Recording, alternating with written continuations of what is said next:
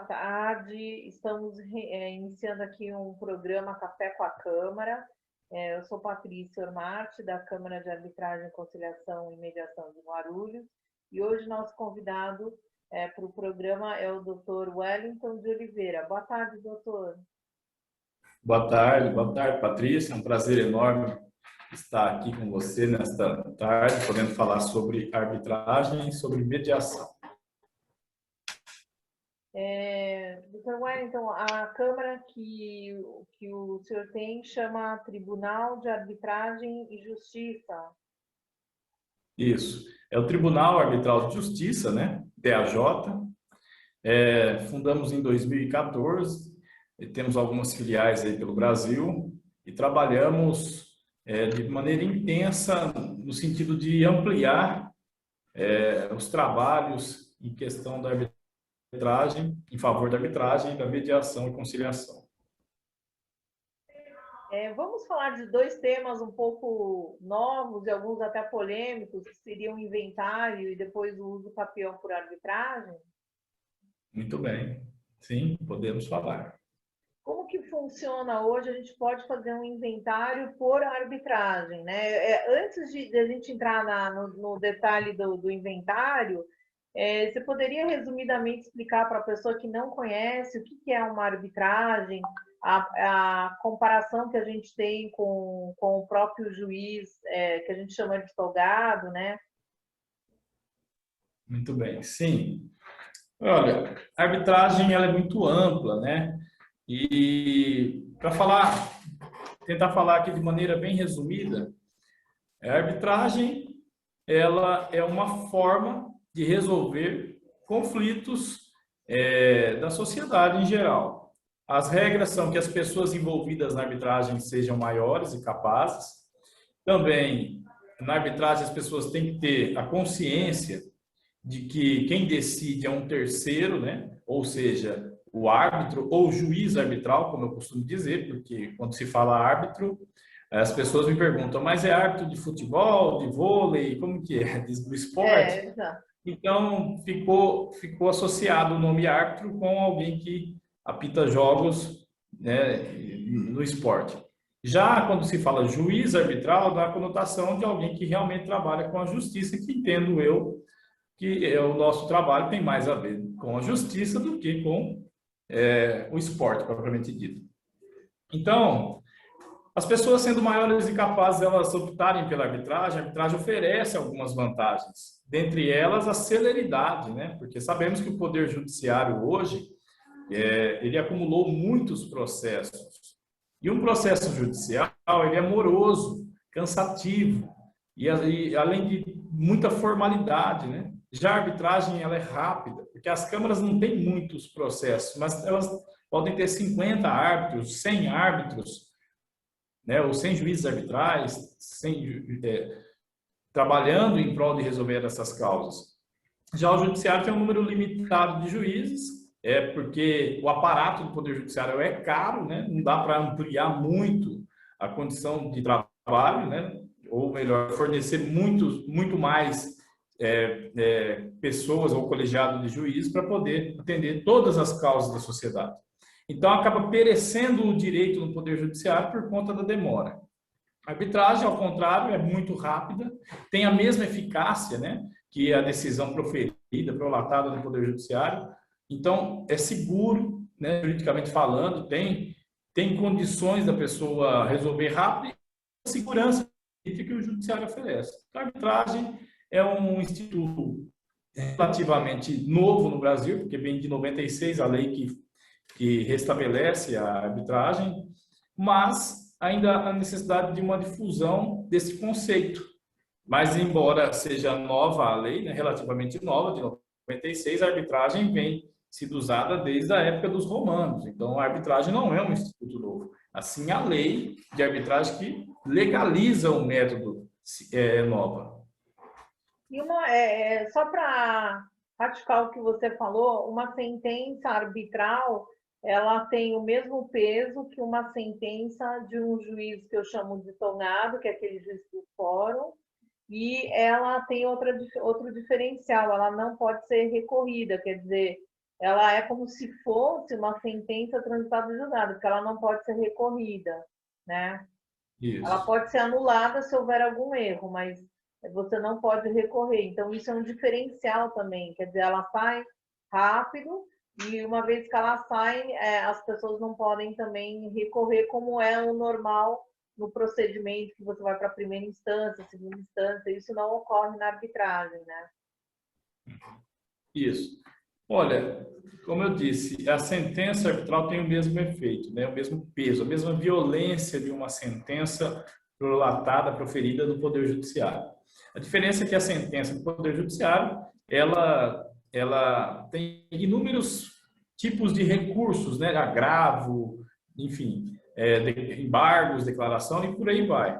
Mas a sentença arbitral, ela pode, no máximo, um recurso, que não é bem um recurso, mas pode se comparar com o recurso de embargos de declaração, ou seja, para suprimir ou para dirimir algum conflito na sentença propriamente dito. Algum erro material, alguma coisa que o árbitro esqueceu de colocar, algum vício na sentença, o relatório que não ficou bem elaborado, a fundamentação, mas esse recurso, vamos, entre aspas, né? Esse embargo de declaração, porque não é esse o nome, mas é como se fosse, ele pode ser feito na própria Câmara só. Ela não é a sentença não vai ser reapreciada por outro juiz ou pelo judiciário.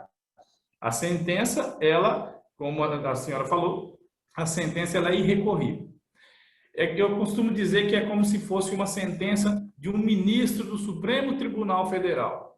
É que no máximo, ou seja, não tem nenhuma outra instância, é que no máximo tem os embargos de declaração, que é no próprio colegiado ali dos juízes, dos ministros do Supremo Tribunal Federal ou do STJ. Então, eu costumo dizer isso, né? Não assim, querendo elevar o poder de um árbitro, mas a sentença em si, né? A segurança jurídica da coisa julgada da arbitragem, ela equivale sim à coisa julgada do Supremo Tribunal Federal. Ok? Exato.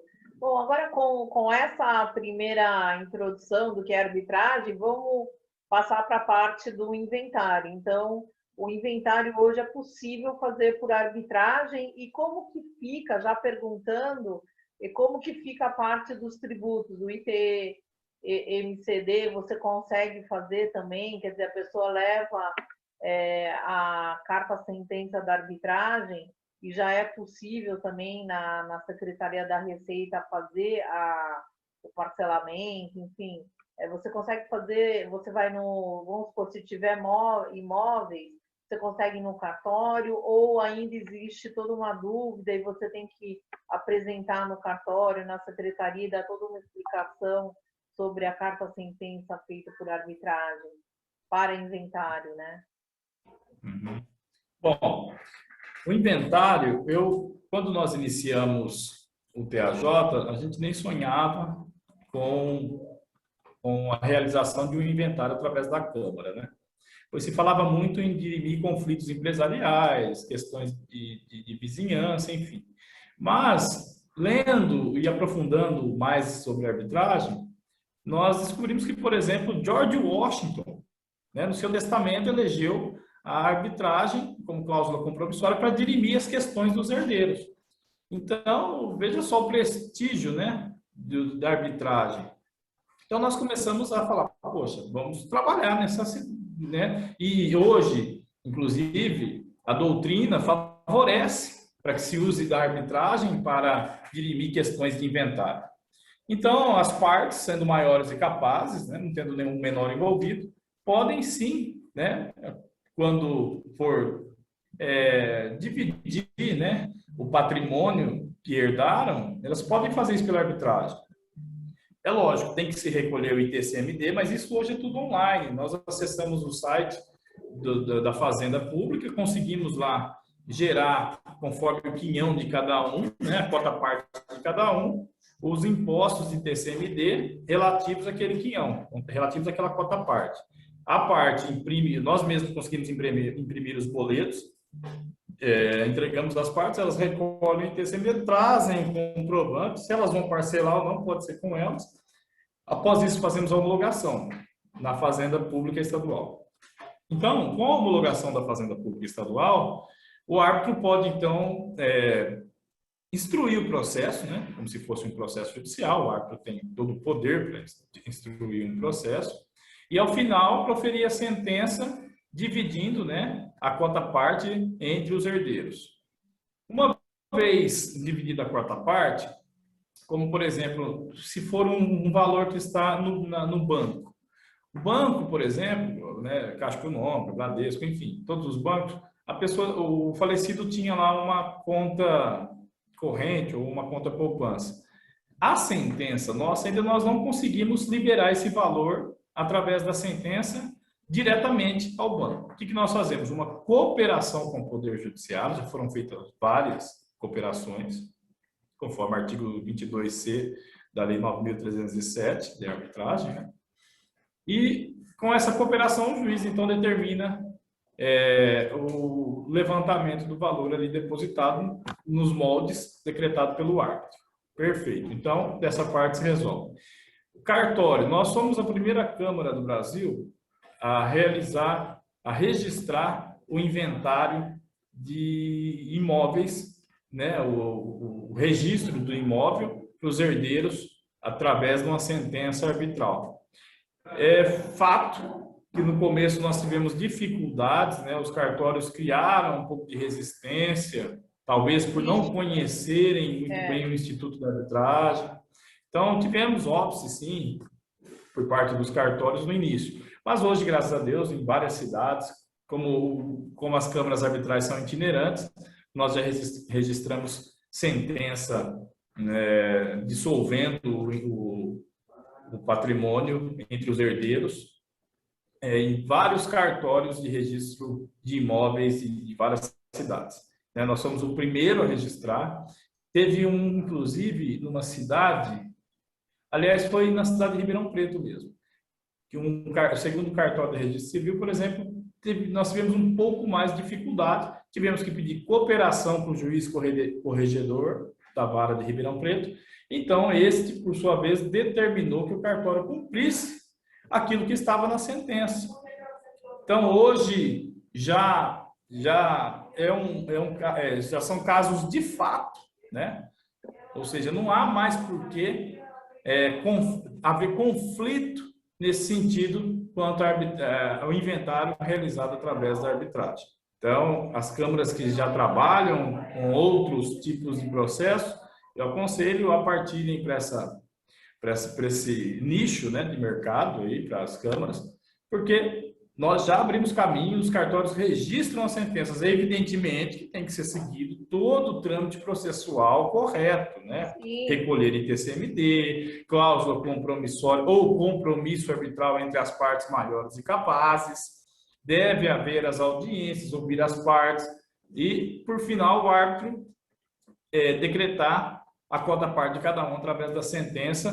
E se for por arrolamento, né, sumário, as partes devem, então, apresentar a documentação já de que forma que eles querem aquela divisão, para que o árbitro, então, homologue por meio de sentença e o cartório venha registrar.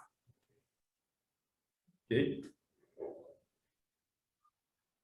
E, então, assim, vocês hoje estão conseguindo, sem muitos problemas, dar continuidade com finalizar o inventário e depois a pessoa conseguir no cartório, no Detran, cartório de imóveis, Detran, enfim, eles estão conseguindo dar continuidade ao processo de inventário por arbitragem.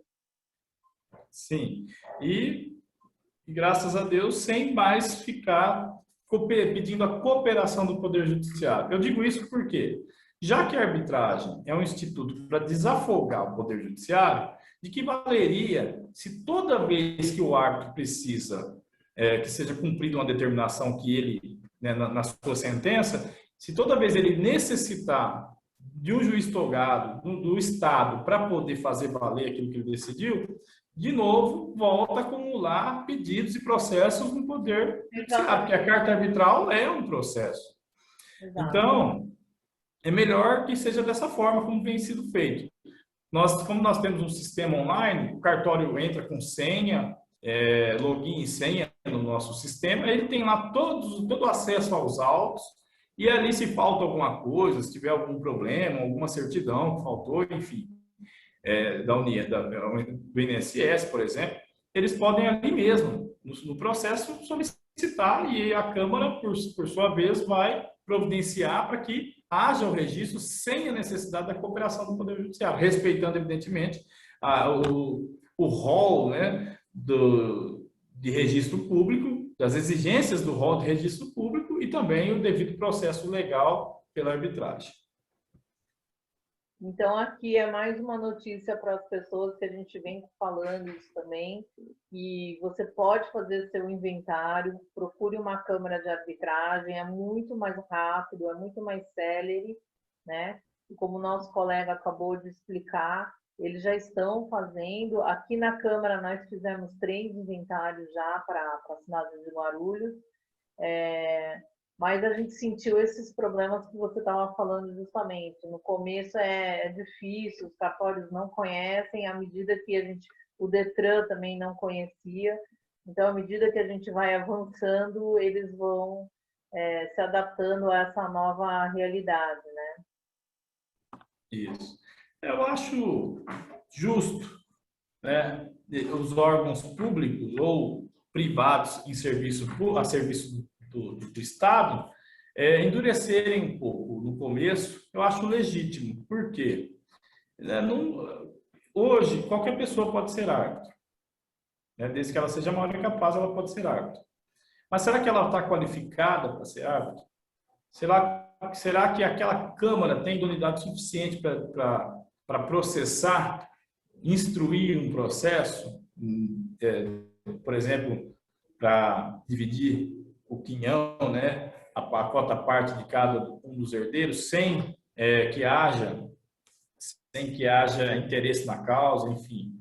Então, até para que o Poder Judiciário, o Ministério Público, os órgãos a serviço do Estado possam conhecer melhor essas câmaras, é interessante que endureça um pouco para que a Câmara possa provar que é uma instituição séria, que é uma instituição imparcial, que está fazendo um trabalho para somar e não para prejudicar ou para piorar a situação. Não, está fazendo justamente um trabalho de excelência a fim de cooperar. Eu costumo dizer que tudo que é privatizado, no mínimo, tem que ser melhor do que o que era público.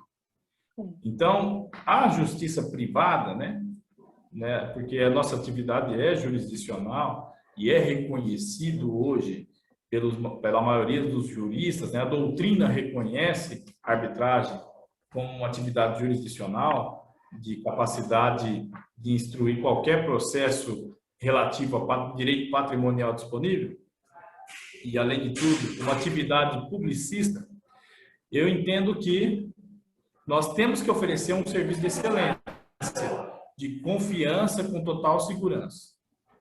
É isso. Então, nós temos que sempre fazer o melhor. Lógico que nós não temos a estrutura, né, do Poder Judiciário, mas temos que, pelo menos, ter a seriedade do Poder Judiciário, no mínimo. Então, vale a pena passar por esse crivo, né, desse estudo que o Judiciário faz antes de cooperar, essa dificuldade, para que a gente possa cada vez mais melhorar os nossos serviços. Com certeza. É isso. Certeza. E quanto mais tempo a gente continua nessa trajetória, mais fácil vai ficar o caminho, né? Sim, com certeza. E mais porque nós sempre vamos estar aprendendo, né, com a arbitragem. Sim, com certeza. Todos os dias. Doutor Wellington, e na parte de uso capião, que aí já entramos num campo bem polêmico, a gente sabe, a gente tem vários colegas que já fizeram, a gente sabe que vocês também, a Câmara de vocês já fizeram. Como que é essa parte de uso capião na sua experiência, né? Bom, faz 4 anos que nós já começamos a trabalhar com uso capião. A dificuldade hoje de registrar a sentença num processo de uso capião, ela parece quase que intransponível, porque os cartórios volto a dizer, talvez por falta de conhecimento sobre o que é o Instituto de Arbitragem, endureceram também, né, quanto ao registro na matrícula do imóvel, que aquele imóvel passou para outra pessoa por meio de uma sentença por decurso de tempo declarando a propriedade daquela pessoa que ingressou na arbitragem. Então, isso parece quase que intransponível, mas eu vejo uma esperança, né? Porque nós fizemos alguns processos de uso campeão e registramos por via de ata notarial, que também tem um efeito público. Mas o interessante é levar registro no cartório de registro de imóveis. Tem duas formas de se fazer isso. Primeiro, com a carta de sentença, né? Ou através a sentença arbitral, ela é um título executivo judicial, ou através, então, de uma sentença do Poder Judiciário determinando que se registre aquela sentença prolatada pelo árbitro. Mas o que eu notei nesses anos trabalhando com o processo de uso campeão, o que eu percebi que o Ministério Público, a Procuradoria-Geral de Justiça, enfim, os promotores, os representantes da lei, eles entendem que há uma patologia na cláusula compromissória, porque, como se discute uma sentença que vai fazer, que tem efeito erga omnes, e ela opera contra todos, eles entendem que todo mundo, então, deveria assinar o compromisso arbitral. Mas não é verdade, porque, assim como no judiciário, o judiciário não coloca no polo passivo toda a sociedade. Não, o judiciário coloca lá os confrontantes, coloca o antigo proprietário, né? Enfim, e o poder público, né? As fazendas municipal, estadual, a União, são estes que devem fazer parte do polo passivo. Sim. E vão dizer se tem interesse ou não na causa. Se não tiver interesse, ótimo. Tendo interesse, eles vão poder participar do processo e falar por que tem interesse e por que não pode ser, então, prolatada a sentença de propriedade do tempo. E como se faz, então, com o restante da sociedade? Ora, nós fazemos o quê? A publicação do edital. Mas não é eu penso que não deve ser a instituição quem deva publicar esse edital. E assim também é o entendimento da maioria dos promotores. Quem deve publicar o edital é justamente o Poder Judiciário. Nós devemos, através de cooperação, né, da carta arbitral, é igual uma carta precatória, pedir, né, ao juiz togado que coopere, que nos ajude. Como? Publicando o edital, chamando as pessoas interessadas, porque aí cria-se um processo público, e qualquer pessoa pode ingressar falando, olha, eu tenho interesse, não quero que seja proferida uma sentença, porque eu tenho interesse no imóvel, eu tenho interesse na causa, eu sou parte legítima, enfim, e aí justificar, e ela tendo essa legitimidade, aí sim encerra-se a arbitragem e vai para o judiciário para dirimir a questão se essa pessoa que ingressou, evidentemente, não quiser que seja dirimida, porque a arbitragem não pode ser imposta, né? Então, se ela falar, eu tenho interesse na causa, mas não quero que seja dirimida através da arbitragem, ótimo, não tem problema algum, parte-se então para o judiciário. Mas se ela falar, não, eu quero fazer parte, eu tenho interesse na causa, e eu aceito assinar o compromisso arbitral e participar do processo através da Câmara. Perfeito, o processo segue normalmente, a instrução segue normalmente pela Câmara de Arbitragem, e ao final, se o árbitro, né, convencido de que deve prolatar a sentença da propriedade por decurso de tempo, ótimo. Se ele achar que não, ele vai negar aquela sentença. E aí a parte, né, ela pode recorrer, as partes podem recorrer ao Poder Judiciário para se iniciar um novo processo.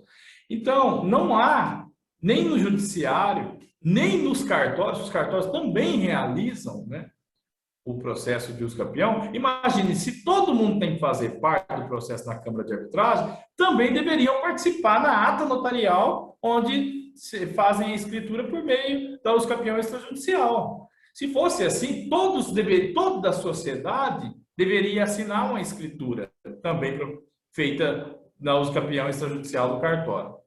E a lei fala sem prejudicar a atividade jurisdicional, que nós, de volta a dizer, somos reconhecidos como atividade jurisdicional. Então, a arbitragem pode dirimir assuntos relacionados a direito patrimonial disponível e a uso campeão sobre imóveis ou automóveis, enfim, ou móveis, né? E são direitos patrimoniais por excelência. Não tem que se Sim. discutir sobre o direito, se podem ou não dispor, porque podem, né? As partes podem, são bens. O que eu costumo dizer? O que cabe num contrato é disponível. E o que acontece Então, se a gente tem o lado da parte que está num apartamento, num terreno que pode ser feito do capião para apartamento, né? Casa, terreno, e a outra parte faleceu e não tem herdeiros nem nada, e você não consegue achar. Aí você também faz o edital ou nesses casos não se consegue? Só se consegue quando se acham as duas partes? o conceito processo e jurisdição, processo tem que haver duas partes. Jurisdição o árbitro vai dizer o direito. Ele não pode dizer o direito de alguém que não conflitou, porque é uma forma de resolução de conflito. Então, o que eu penso? Quem é que, nesse caso, assina o compromisso arbitral e legenda arbitragem? Aquele interessado, né, na sentença de uso capião, e os confrontantes. Os confrontantes podem assinar o compromisso arbitral junto com o interessado em ter a sentença de propriedade. Pronto, estabeleceu-se um processo. Os confrontantes vão falar se são contra ou não, enfim, vão fazer as declarações, o árbitro vai ouvir ou vai notificar, se tacitamente eles podem concordar por não se manifestarem. E aí tem dois tipos de cooperação. Por quê? Porque como tem um réu ou uma parte, né, certa, que é o antigo proprietário, não pode ser uma publicação de edital a réus incertos, né? Tem que ser um edital específico em cooperação com o Poder Judiciário para citar eventuais interessados do réu, do interesse certo daquele ex-proprietário ou do proprietário na matrícula. Então, tem que citar aquela pessoa especificamente, que é o proprietário da matrícula, e seus herdeiros, por meio de um edital, né, que vai direcionado, que é diferente daquele edital que cita todos os réus incertos. Sim. Então, são dois editais nesse caso.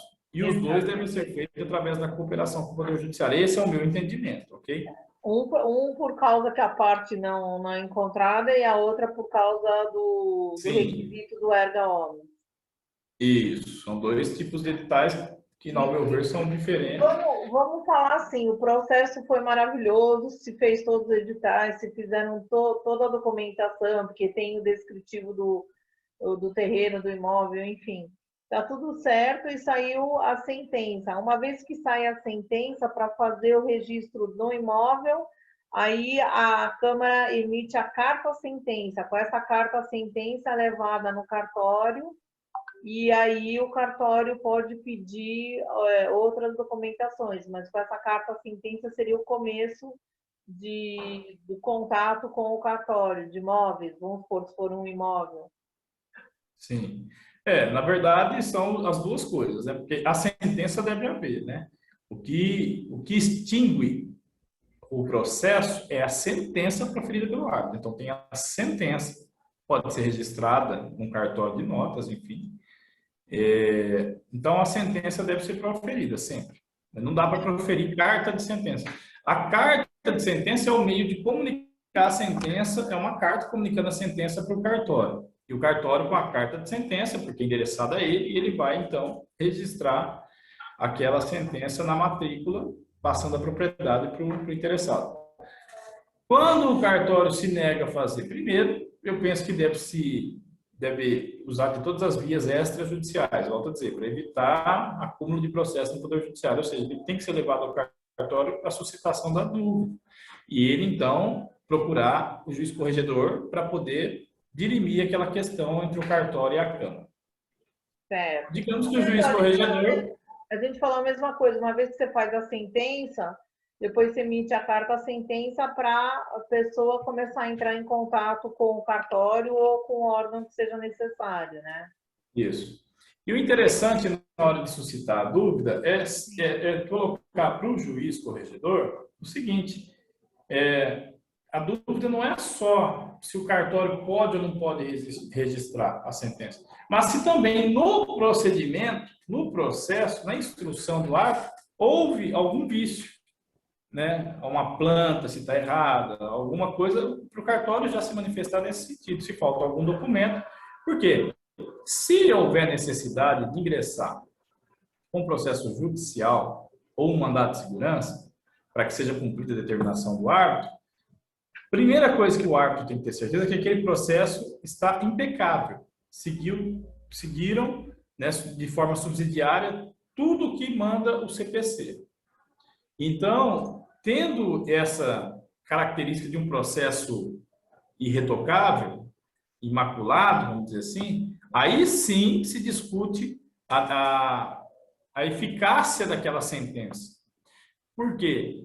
O que eu percebi muitas vezes são câmaras tentando fazer, aventurando, posso até dizer assim, fazer um uso campeão, sem antes conhecer como deve ser feito, parar, analisar, porque não dá para seguir o mesmo trâmite do cartório de registro e nem o mesmo trâmite do judiciário. Por quê? É intrínseco esse trabalho da arbitragem.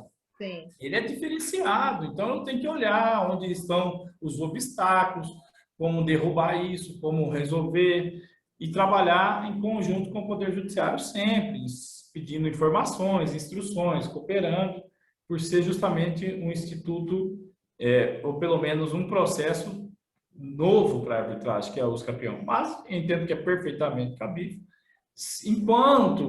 Mas se o cartório não registrou a sentença, olha, o que eu penso? O cartório ainda não registrou, a Câmara vai. Hoje, o STJ, os tribunais também decidiram que o árbitro tem sim legitimidade para ingressar com ação pedindo para resolver essa questão. Antes tinha um debate, são as partes que devem entrar, é o árbitro, hoje o árbitro pode. Esse é o entendimento que eu tenho visto dos desembargadores. Mas enquanto se discute isso, o registro, a sentença continua válida e eficaz. Então, eu aconselho levar registro num cartório de registro de notas. Por quê? Para ter um documento público, né? Para que ninguém venha alegar depois desconhecimento, comprei esse imóvel porque eu não sabia que tinha uma sentença, tal. Então, tudo isso é interessante.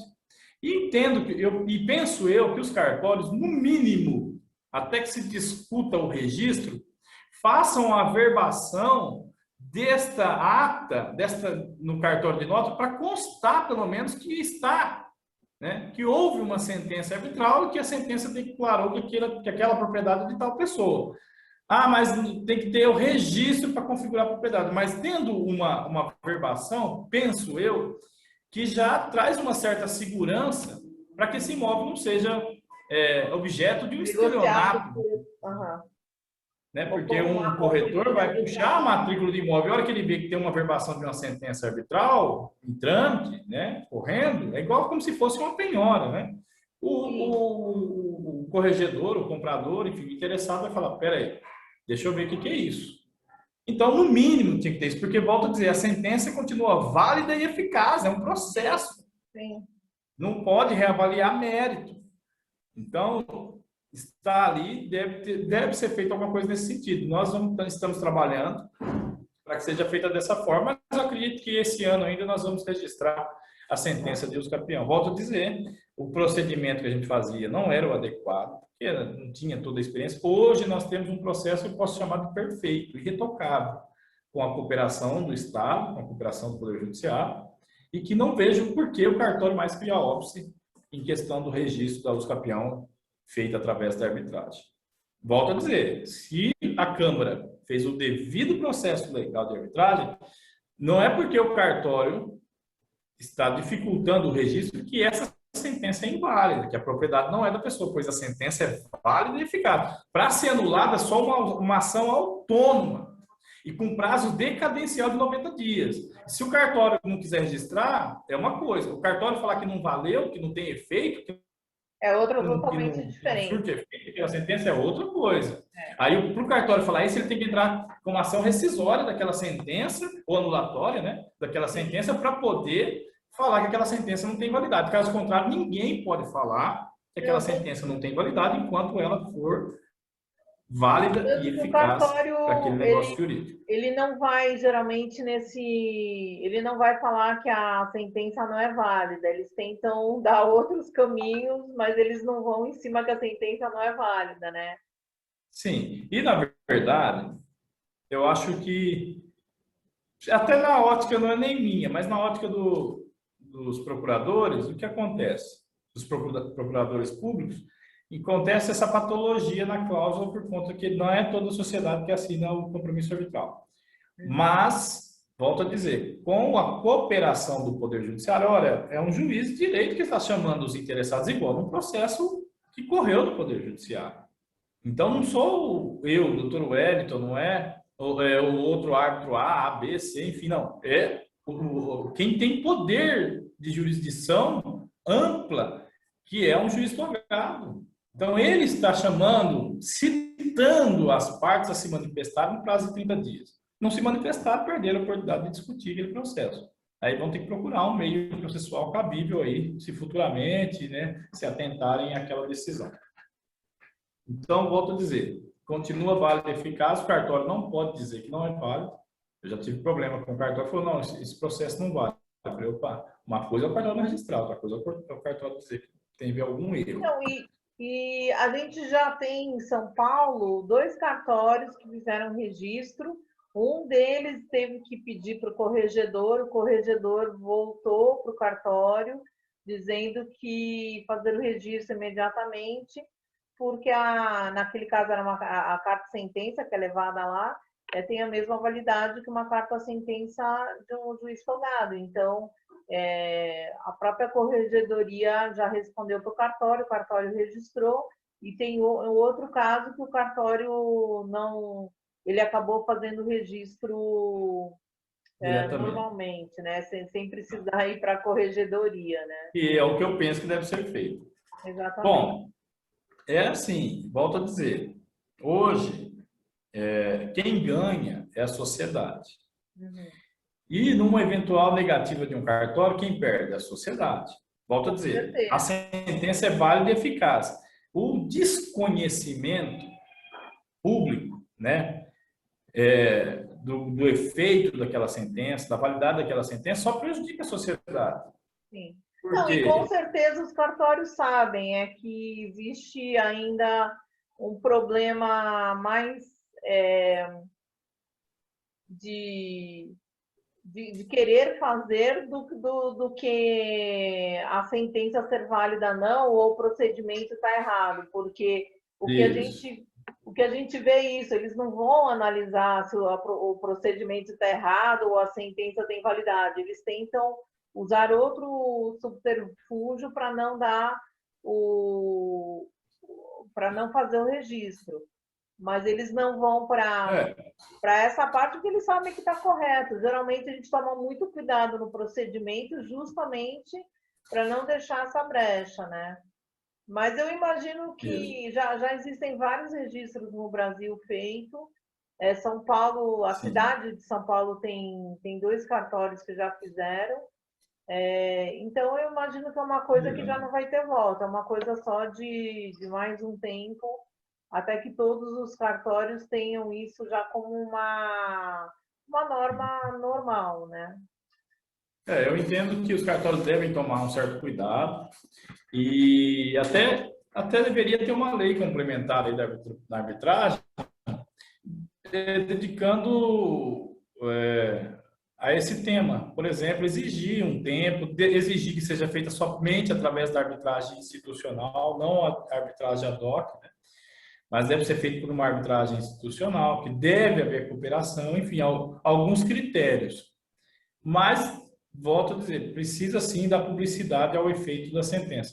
Porque, partindo do princípio, o cartório não é um órgão para dizer o direito, né? Ele não é um órgão jurisdicional, não diz o direito. Ele dá publicidade ao direito. Então, se o juiz togado ou um juiz arbitral prolatou uma sentença de posse de propriedade por decurso de tempo, aquela sentença tem um peso, tem uma validade, tem sua eficácia. Com isso, a internet parece que voltou. Voltou, voltou. Voltou a internet, né? Voltou, perdão. Então, essa sentença tem eficácia, ela tem um peso. E a sociedade precisa saber que aquele imóvel tem uma sentença passando para a propriedade. Porque se não tem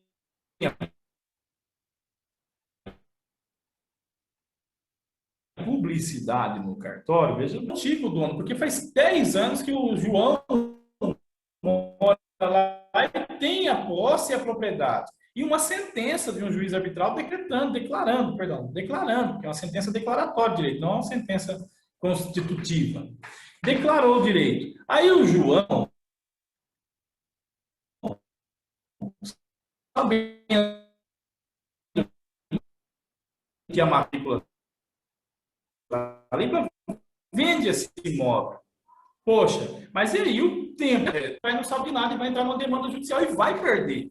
Como disse, é uma sentença declaratória, é um checklist, o árbitro olhou, tem a posse, tem os nomes, os confrontantes concordaram, a testemunha comprovou que ele tem a posse, o decurso de tempo de posse necessário para se tornar propriedade, o terceiro vai perder esse processo. Ou seja, olha o problema que criou para a sociedade. Então, o cartório não é um órgão que determina de quem é propriedade da publicidade. Então, quem é prejudicado nessa hora? É a sociedade. A sociedade está sendo... Porque eu estou comprando um imóvel, imagina se todo mundo começa a comprar imóvel e, por negativa do cartório, não existe a sentença arbitral registrada. O que vai acontecer? Olha só o tanto de demanda que vai surgir, o tanto de pessoas que irão perder por conta de comprar um imóvel com um vício desse. Ou seja, com a propriedade de outra pessoa, comprando crente, que era propriedade do antigo, mas não é. Mas não é mais porque tem uma... Não é mais. E eu comprei, peguei o meu dinheiro, minha economia, talvez de uma vida toda, comprei aquele imóvel por conta de uma negativa, que muitas vezes desnecessária, porque, vou dizer, é a publicidade do ato. Uma negativa do cartório, olha só quantas pessoas são prejudicadas. Então, não tem certeza, mas com certeza, em breve, será uma coisa normal no Brasil inteiro, porque já estão acontecendo. Sim, eu acredito. Não, é como inventário. Inventário demorou muito tempo, né? Precisou formar uma opinião doutrinária para poder ter essa legitimidade de processar um inventário na Câmara de Arbitragem. E hoje, não só é aceito fazer através da arbitragem, como é recomendado fazer pela arbitragem. Sim, eu consigo fazer, por exemplo, um processo de inventário metade do preço que o cartório faz. Afinal, o cartório paga um monte de impostos, né? Já a Câmara não, paga ISS, Imposto sobre o Serviço. Então, a gente consegue fazer muito mais barato e consegue fazer da mesma rapidez. Célere, né? Muito mais rápido. Mais rápido que o judiciário e mais ou menos o mesmo tempo que o cartório gasta para fazer. Então, é isso. Wellington, vamos encerrar hoje o programa por aqui. Eu acho que a gente falou de dois casos bem polêmicos, né? Qualquer coisa a gente faz uma retomada, né? Mas eu queria que você deixasse aqui uma mensagem para todo mundo e algum contato de vocês, para caso alguém queira entrar em contato e saber mais, né? Tá bom. Bom, qualquer pessoa que quiser procurar o Tribunal Arbitral de Justiça, digitou no Google, já vai aparecer algumas informações, né? Mas nós temos o site tajonline.com.br, o e-mail de contato é o contato@tajonline.com.br. Então, as pessoas podem ver que nosso trabalho já vem há muito tempo. Eu tenho muitas peças, exemplos de sentença, cartas no Jus Brasil, por exemplo. Eu tive 6.000 visualizações nesse mês do material que eu disponibilizei lá. A gente sempre tenta ajudar as câmaras, porque não é concorrência, veja bem, isso vai demorar 50 anos para ter câmara suficiente para dar conta de toda a demanda. Exato. Então, os Estados Unidos está bem avançado, tem muita câmara e eles cooperam entre si. Na Europa, o Brasil está um pouco devagar por conta porque precisa difundir ainda esses caminhos, né? Não só a arbitragem, mas a mediação, a conciliação extrajudicial. Eu sou mediador judicial, atuo no Sejusc, por exemplo. né? Eu sou mediador do Tribunal de Justiça de São Paulo. É. Sou advogado estagiário, por conta dessa pandemia, nós estamos sem prova da OAB da primeira fase desde o início da pandemia. Então, por conta disso, ainda sou advogado estagiário, mas sou mediador do Tribunal de Justiça de São Paulo e juiz arbitral do Tribunal Arbitral de Justiça. O que acontece? Vai difundir isso, mas eu volto a dizer, mediação e conciliação, a gente está vendo muito, viu, falar desse método judicial. Mediação judicial continua aglomerando processos no Poder Judiciário, juntando processos no Poder Judiciário, porque vai usar do aparato novamente, da estrutura do Estado. Então, eu quero ajudar a difundir não só a arbitragem, mas a mediação e a conciliação extrajudicial. Porque tudo que ficar debaixo da cobertura do Poder Judiciário traz ônus para o Estado, traz gastos, traz logística, enfim. Agora, extrajudicial não passa pelo Estado. Então, é assim que nós vamos desafogar o Poder Judiciário brasileiro, através dos processos fora, né, do Judiciário. Então, tem que difundir, tem que divulgar, tem que fazer um trabalho de cultura mesmo, da arbitragem, da mediação e conciliação extrajudicial. Então, estamos aí para qualquer pergunta, quem quiser depois mandar no e-mail, procurar nosso site, estamos aí para auxiliar as câmaras, enfim. Queremos somar nesse trabalho de trazer o país para essa nova realidade de métodos adequados, né, que agora não é mais alternativos, né, o Conselho Nacional de Justiça, que é método, ok?